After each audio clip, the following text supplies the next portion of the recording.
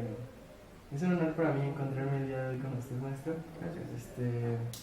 El día de hoy vamos a tratar sobre un tema que marcó la historia de México en muchísimos aspectos, sociales, políticos, etc. Y me complace que me haya aceptado esta entrevista. Y bueno, empecemos con la primera pregunta. ¿Me podría decir cuáles fueron las principales causas que desencadenaron el movimiento estudiantil del 68? Mira, esencialmente lo que provoca el movimiento en 1968 es un descontento que es de carácter social, pero que de alguna manera asumen los estudiantes como parte de sus reclamos. Hay un contexto completo que indica que particularmente el sector de los estudiantes, de los académicos universitarios, no veían mucho futuro hacia los años siguientes en razón de las condiciones económicas que tenía el país. Esto provoca que de alguna manera los académicos y los estudiantes que mayormente pertenecen a una clase media en nuestro país comenzaron a darse cuenta que no tenían muchas posibilidades de desarrollo en los años siguientes. Comenzaron a generar una serie de manifestaciones en contra de las autoridades de gobierno que terminaron precisamente el día 2 de octubre con una acción pues muy agresiva por parte del gobierno federal. ¿Quién era el presidente en este? Díaz Ordaz era el presidente. Mucho se dice que el movimiento fue ordenado por Luis Echeverría Álvarez, quien era su secretario, pero en realidad no hay datos certeros que lo confirmen. ¿Cómo se desarrolló la tarde del 2 de octubre? Fue una situación muy particular porque los estudiantes estaban concentrados en la Plaza de las Tres Culturas, estaban haciendo uso de la tribuna varios oradores y de una manera un tanto pues inexplicable todavía hay una serie de datos que van mostrando cómo el gobierno siente o percibe que va a haber una reacción violenta por parte de los estudiantes. Hay un grupo llamado los Halcones y está el Batallón Olimpia ahí particularmente en la Plaza de las Tres Culturas. Hay imágenes, si ustedes por ahí lo buscan en redes sociales, hay imágenes de cómo estos denominados halcones levantan la mano, traían pañuelos blancos y a partir de ahí, de una supuesta agresión que reciben los militares por parte de los estudiantes, pues se desata una acción violenta en donde hay varios disparos, uso de armas de fuego y pues es una tarde muy larga porque termina prácticamente hasta el día siguiente y hay varios estudiantes, no hay un número definido, no hay datos ciertos tampoco sobre cuántos estudiantes pudieron haber perdido la vida en ese espacio.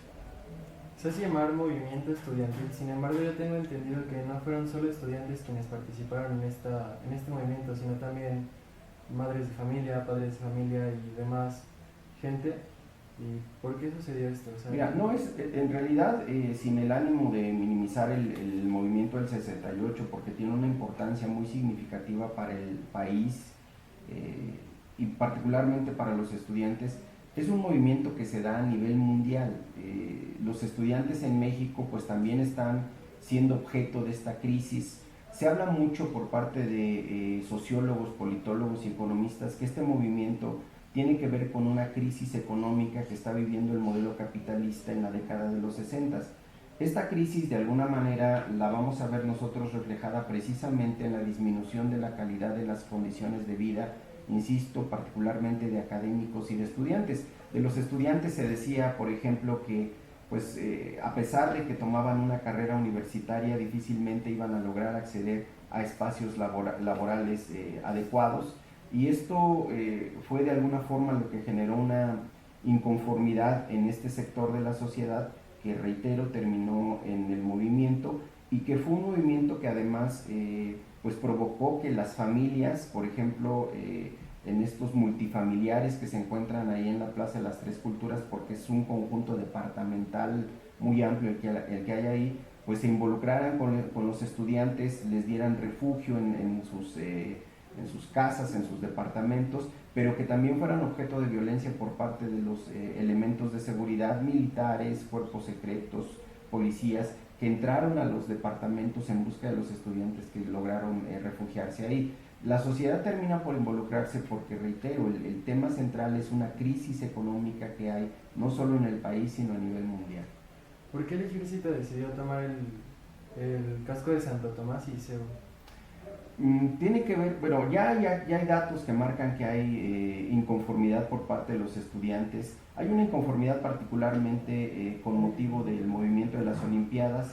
Díaz Ordaz implementa un impuesto por ahí que hasta este día nosotros, algunos de nosotros seguimos pagando hace poco todavía, que es el pago de la tenencia de los vehículos. Se implementa este impuesto que es de alguna manera algo que molesta a la gente, porque ese recurso Díaz Ordaz pues de alguna manera pretende que sea destinado al movimiento de las Olimpiadas. Este es un dato de los muchos que hay que muestran cómo había actos arbitrarios por parte del gobierno orientados particularmente a generar pues esquemas no solo recaudatorios sino de presión social que provocaron que los estudiantes ya no estuvieran tan conformes, que los maestros no estuvieran tan conformes y que de alguna manera genera que se tome CEU. Desde mucho antes había habido ya algunos rastros que podemos ir identificando, particularmente un partido de fútbol americano entre el Instituto Politécnico Nacional y la UNAM, que ya había generado una diferencia entre los estudiantes y que hizo que el gobierno dijera que los estudiantes eran violentos, ¿sí? Cuando en realidad pues son circunstancias que se presentan en el desarrollo de actividades universitarias.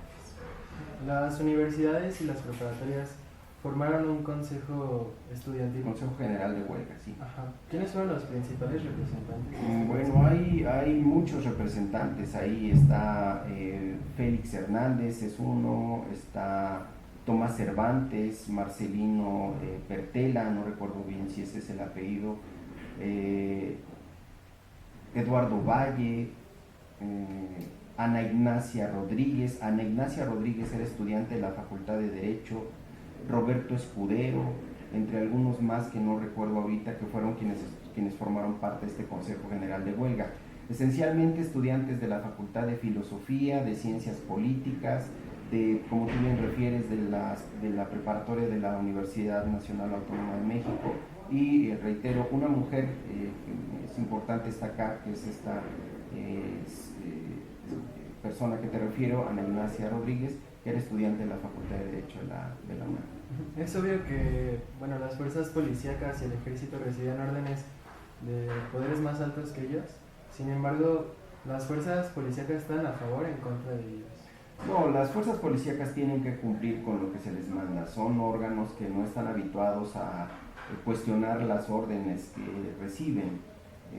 Están entrenados para ejecutar lo que se les ordena y no podían estar a favor o en contra. Ellos simplemente pues cumplieron su obligación, aunque sí hay que referirlo. Es una época en donde en México pues no tenemos claro el tema de los derechos humanos, de su respeto. No tenemos muy definido el tema del alcance de los actos de autoridad. Hubo mucho abuso, mucha arbitrariedad, mucha violencia entre los fenómenos que se presentaron en ese movimiento del 68, que tiene además un proceso más largo, porque 2 años después, en la década de los 70, está el movimiento de los médicos, que encuentra el mismo origen. Tiene que ver con cómo el país no tiene condiciones para que la clase media se desarrolle.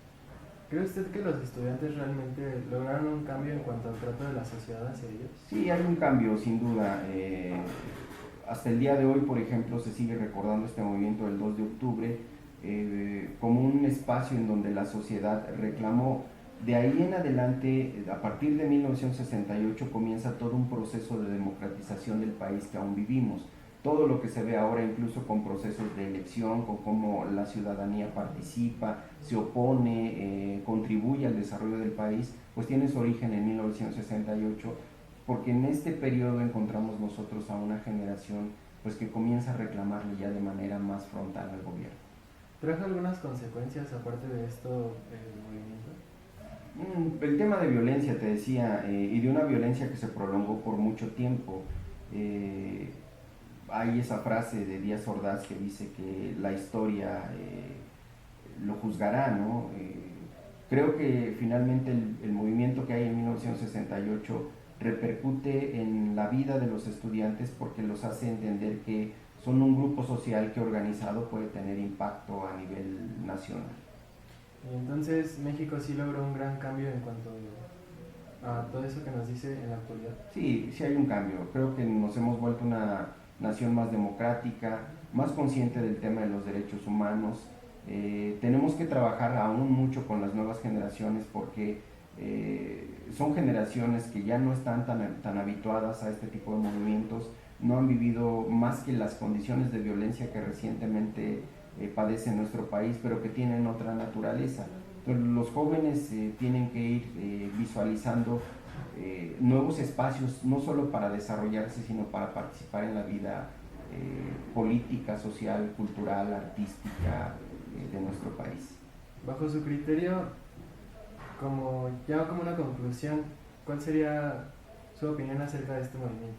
Pues creo que es una etapa en donde tenemos a un grupo o un sector de la población que son los estudiantes, los académicos, pero también algunos otros grupos que se van sumando a este movimiento del 68, que lo hacen con conciencia de que es importante generar este tipo de participaciones, no en términos de violencia, sino en términos de exigir al Estado, al gobierno, que cumpla con la responsabilidad que le encomendamos. Hoy las condiciones que vive en los espacios de educación superior pues son muy complicadas. Los jóvenes no se dan cuenta de eso, no se dan cuenta de que el hecho de quedar excluidos, por ejemplo, de la vida universitaria les va a generar un problema a la larga porque sus posibilidades de desarrollo individual pues se van a ver mermadas. Entonces creo que hoy tendríamos que ir reflexionando mucho, no en el tema, insisto, de la violencia que se vivió en este movimiento, que se le achaca mucho a los estudiantes, pero que en realidad proviene de las autoridades. Tenemos que ver cómo vamos a trabajar nosotros en los años que vienen para lograr que el país genere condiciones dignas para que la población, los jóvenes particularmente, encuentren oportunidades para desarrollarse. Bueno, sin más por el momento, le agradezco mucho su atención y espero nos sirva mucho. Esperemos que sí, muchas gracias. Sí. A ver, chécale si te quedó.